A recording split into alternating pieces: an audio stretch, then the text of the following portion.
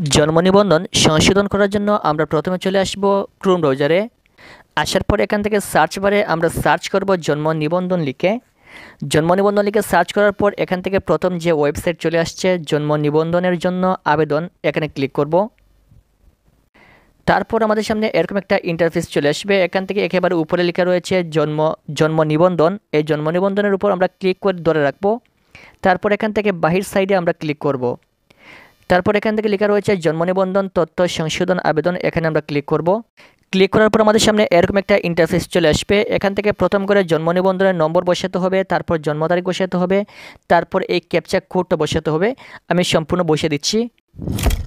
আমি জন্ম নিবন্ধনের নম্বর, জন্ম তারিখ এবং ক্যাপচা কোড বসিয়ে দেওয়ার পর অনুসন্ধানে ক্লিক করব। অনুসন্ধানে ক্লিক করার সাথে সাথে দেখতে পাচ্ছেন নিচে নিবন্ধিত ব্যক্তির নাম, পিতার নাম এবং মাতার নাম চলে আসছে। তারপর নির্বাচন করুন, এই অপশানে ক্লিক করব। তারপর এখান থেকে কনফার্মে ক্লিক করব। তারপর আমাদের সামনে এরকম একটা ইন্টারফেস চলে আসবে। এখান থেকে উপরে আপনার সিটি কর্পোরেশন, পৌরসভা কিংবা আপনার ইউনিয়ন পরিষদের নাম চলে আসবে এবং এখান থেকে লেখা রয়েছে সর্বোচ্চ 3 বার এটা আপনি সংশোধনের আবেদন করতে পারবেন। সো এখান থেকে আমি প্রথমে ক্লিক করব নির্বাচন করুন, এই লেখার উপর ক্লিক করব। ক্লিক করার পর এখান থেকে আমি প্রথমে সংশোধন করব নামের প্রথম অংশ বাংলায়, এখানে আমি ক্লিক করব। তারপর চাহিদা সংশোধিত তথ্য, এই ঘরে নামের প্রথম অংশ বাংলায় যেটা সঠিক নাম রয়েছে সেটা আমি এখান থেকে দিয়ে দিচ্ছি। দিয়ে দেওয়ার পর নিচে লেখা রয়েছে নির্বাচন করুন, এই অপশানে ক্লিক করব। তারপর এখান থেকে ভুল লিপিবদ্ধ করা হয়েছিল, এখানে ক্লিক করব। আমরা একটা তথ্য সংযোজন করলাম, নামের প্রথম অংশ। এখন আমরা নামের শেষ অংশ বাংলায়, এটা আমরা সংশোধন করব। এখান থেকে আরও তথ্য সংযোজন করুন, এই অপশানে ক্লিক করব। তারপর এখান থেকে নির্বাচন করুন, এই অপশানে ক্লিক করব। এখান থেকে নামের শেষ অংশ বাংলায়, নামের শেষ অংশ বাংলায় এখানে ক্লিক করব। তারপর এখান থেকে নামের শেষ অংশ বাংলায় যেটা সঠিক নাম রয়েছে সেই সঠিক নামটা আমরা এখান থেকে দিয়ে দিব। এখান থেকে নামের শেষ অংশ বাংলায় দিয়ে দিলাম। তারপর এখান থেকে নির্বাচন করুন, ক্লিক করব। ভুল লিপিবদ্ধ করা হয়েছিল, এটাতে ক্লিক করব। সো এখান থেকে আমরা দুইটা তথ্য সংযোজন করলাম, একটা হচ্ছে নামের প্রথম অংশ বাংলায়, তারপর নামের শেষ অংশ বাংলায়। এখন এখান থেকে আমরা সংযোজন করব নামের প্রথম অংশ ইংরেজিতে এবং নামের শেষ অংশ ইংরেজিতে। এখান থেকে আরও তথ্য সংযোজন করুন, এখানে ক্লিক করব। তারপর নির্বাচন করুন, ক্লিক করব। এখান থেকে এখন আমরা দিব নামের প্রথম অংশ ইংরেজিতে, নামের প্রথম অংশ ইংরেজি। এখান থেকে নামের প্রথম অংশ ইংরেজি যেটা সঠিক রয়েছে সেটা দিয়ে দিচ্ছি। নামের প্রথম অংশ ইংরেজি সঠিক নামটা দিয়ে দিলাম। তারপর এখান থেকে নির্বাচন করুন, এখানে ক্লিক করব। ভুল লিপিবদ্ধ করা হয়েছিল, এটাতে ক্লিক করব। এখান থেকে আমরা আরও তথ্য সংযোজন করুন, এখানে ক্লিক করব। তারপর নির্বাচন করুন, এর উপর ক্লিক করব। এখন নামের শেষ অংশ ইংরেজিতে, এটাতে আমরা দিয়ে দিব নামের শেষ অংশ ইংরেজি। এখান থেকে নামের শেষ অংশ ইংরেজি যেভাবে রয়েছে সেম একইভাবে আমরা দিয়ে দিলাম নামের শেষ অংশ ইংরেজি। এখান থেকে নির্বাচন করুন, ক্লিক করব। ভুল লিপিবদ্ধ করা হয়েছিল, আগের মতো দিয়ে দিব।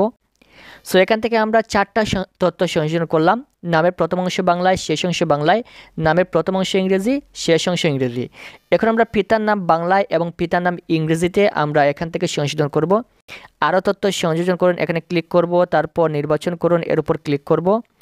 এখান থেকে পিতার নাম বাংলায়, এখানে ক্লিক করে আমরা পিতার নামটা বাংলাতে দিয়ে দিব, যেটা সঠিক রয়েছে সেটা দিয়ে দিলাম। এখন এখান থেকে সংশোধনের কারণ, এখানে ক্লিক করে ভুল লিপিবদ্ধ করা হয়েছিল দিয়ে দিব। যেহেতু এখন পিতার নাম বাংলায় দিয়েছি, এখন দিব পিতার নাম ইংরেজিতে। এখান থেকে আরও তথ্য সংযোজন করুন, এখানে ক্লিক করব। তারপর নির্বাচন করুন।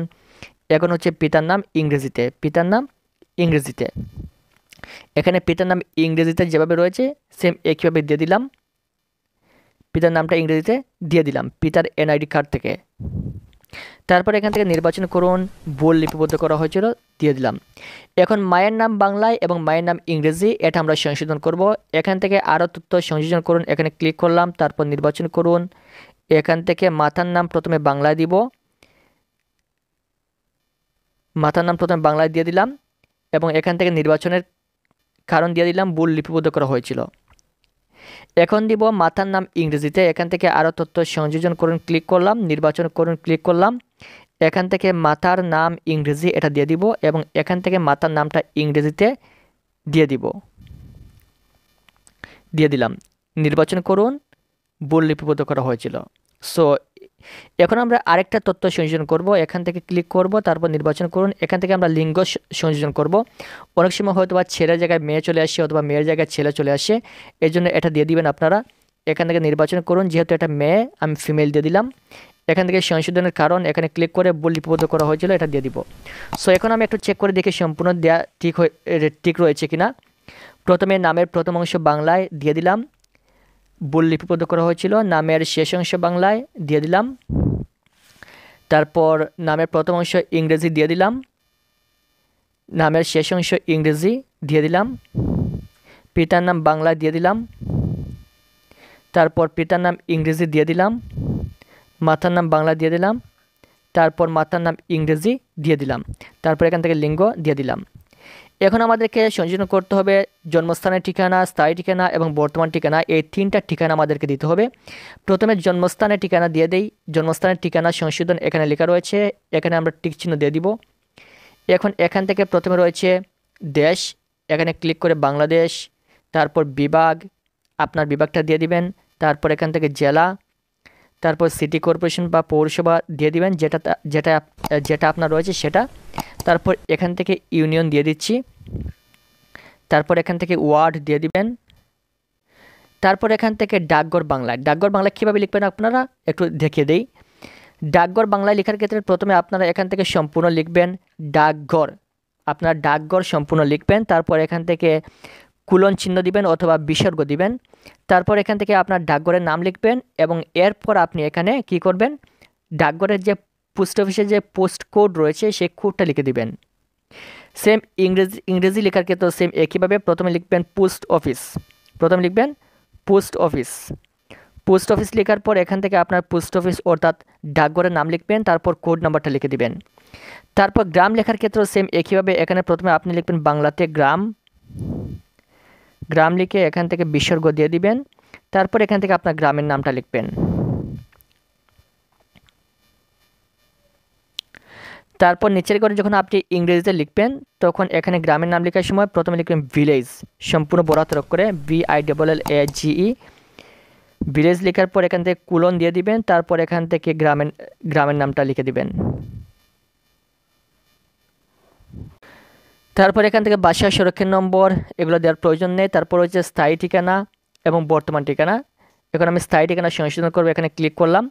উপরেরটা আমরা যেভাবে ফিল আপ করেছি সেম একইভাবে আপনি স্থায়ী ঠিকানা এবং বর্তমান ঠিকানা সংশোধন করবেন। এগুলো আমি ফিল আপ করে আবার আপনাদের সামনে চলে আসছি।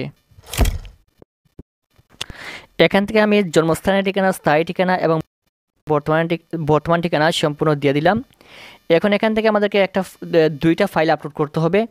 এখান থেকে যেই ব্যক্তির জন্ম নিবন্ধন সংশোধন করা হচ্ছে সেই ব্যক্তির পিতার এবং মাতার NID কার্ডের ফটোকপি আপনি এখান থেকে আপলোড করতে পারেন, অথবা সেই ব্যক্তির মায়ের অথবা বাবার যে জন্ম নিবন্ধন রয়েছে সেই জন্ম নিবন্ধন কার্ড এখান থেকে আপনি আপলোড করতে পারেন। এর আগে আপনি মোবাইলের ছবি তুলে রাখবেন। এখান থেকে আমি যেই ব্যক্তির আবেদন করব সেই ব্যক্তির মায়ের এবং বাবার NID কার্ড আমি আপলোড করব। তার জন্য এখান থেকে সংযোজনে ক্লিক করব। এখান থেকে সরাসরি গ্যালারিতে চলে আসবে। গ্যালারিতে আসার পর এখান থেকে প্রথমে মায়ের বাবার NID কার্ডটা আপলোড দিব। সো এখান থেকে সিলেক্টে ক্লিক করব। এখান থেকে পিতার জাতীয় পরিচয়পত্র এটা সিলেক্ট করব। তারপর এখান থেকে স্টার্টে ক্লিক করব। সো আমাদের এটা কিন্তু সংযোজন হয়ে গেল। এখন আবার সংযোজনে ক্লিক করব। এখন বাবার এই ব্যক্তির মায়ের যে NID কার্ড রয়েছে সেটা এখান থেকে আপলোড করব। ক্লিক করলাম। এখান থেকে সিলেক্টে ক্লিক করে মাতার জাতীয় পরিচয়পত্র এটা সিলেক্ট করলাম। তারপর এখান থেকে স্টার্টে ক্লিক করব। সো আমাদের দুইটা ডকুমেন্ট কিন্তু এখান থেকে আপলোড হয়ে গেল। এখন নিচের দিকে চলে আসবো। আসার পর এখান থেকে আবেদনাধীন ব্যক্তির সহিত সম্পর্ক, আমি যেহেতু নিজে এটা আবেদন করছি এখান থেকে নিচ দিয়ে দিলাম। তারপর নিচে রয়েছে ইমেল এবং ফোন নাম্বার। ইমেল দেওয়ার প্রয়োজন নেই। আপনার কাছে এই মুহূর্তে যে ফোন নাম্বার রয়েছে সেই ফোন নাম্বারটা আপনি এখানে বসিয়ে দিবেন, কারণ এই মুহূর্তের সাথে সাথে আপনার ফোন নাম্বারে একটা ভেরিফিকেশন কোড চলে আসবে, সেই কোডটা আপনাকে এখানে বসাতে হবে। সেখানে আমি ফোন নাম্বারটা দিয়ে দিচ্ছি।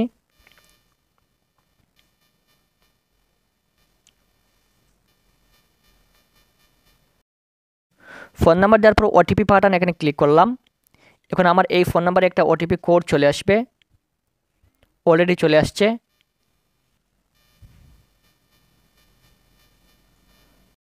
এই OTP কোডটা এখানে বসিয়ে দিলাম। বসিয়ে দেওয়ার পর সাবমিট বাটনে ক্লিক করব। সাবমিট বাটনে ক্লিক করার সাথে সাথে দেখতে পাচ্ছেন এখানে লেখা চলে আসছে আবেদনটি সংশ্লিষ্ট কার্যালয়ে দাখিল হয়েছে, আপনার আবেদনটি সফলভাবে সাবমিট করা হয়েছে। সো তারপর আমাদের কাজ হচ্ছে এখানে দেখতে পাচ্ছেন আপনার আবেদনপত্রের নম্বর, এখানে একটা আবেদনপত্রের নম্বর দেওয়া রয়েছে। তারপর লেখা রয়েছে ভবিষ্যৎ অনুসন্ধানের জন্য আবেদনপত্রের নম্বরটি সংরক্ষণ করুন। নিচের প্রিন্ট বাটনে ক্লিক করে আবেদনপত্রটি প্রিন্ট করে প্রয়োজনীয় কাগজপত্র সহ আগামী এখানে একটা তারিখ রয়েছে, এই তারিখের মধ্যে আপনার নিকটস্থ ইউনিয়ন পরিষদ, সিটি কর্পোরেশন কিংবা পৌরসভা যেটা রয়েছে আপনার, সেটাতে আপনি চলে যাবেন আপনার প্রয়োজনীয় কাগজপত্র নিয়ে। সো এখান থেকে কী কী কাগজপত্র প্রয়োজন হবে সেটা বলে দিচ্ছি। এখানে দেখেন একটা নম্বর রয়েছে আবেদনপত্রের নম্বর। এই আবেদনপত্রের নম্বরটা নিয়ে আপনি সরাসরি চলে যাবেন যে কোনো কম্পিউটারের দোকানে এবং গিয়ে বলবেন যে আমি জন্ম নিবন্ধন সংশোধনের আবেদনপত্রের প্রিন্ট ডাউনলোড করব। সো তারা এখান থেকে এই নম্বরের মাধ্যমে আপনাকে একটা আবেদনপত্র তারা প্রিন্ট করে বের করে দিয়ে দিবে এবং এই আবেদনপত্র আপনি সাথে করে নিয়ে আসবেন। নিয়ে আসার পর এই আবেদনপত্রের সাথে আপনার আরও কয়েকটা ডকুমেন্টের প্রয়োজন হবে।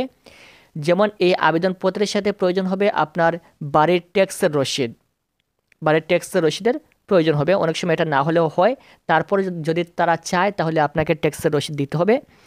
তারপর হচ্ছে এখানে কিছুক্ষণ আগে আপনি যে ফাইল আপলোড দিয়েছিলেন সেই ফাইলটার ফটোকপি আপনি নিতে হবে।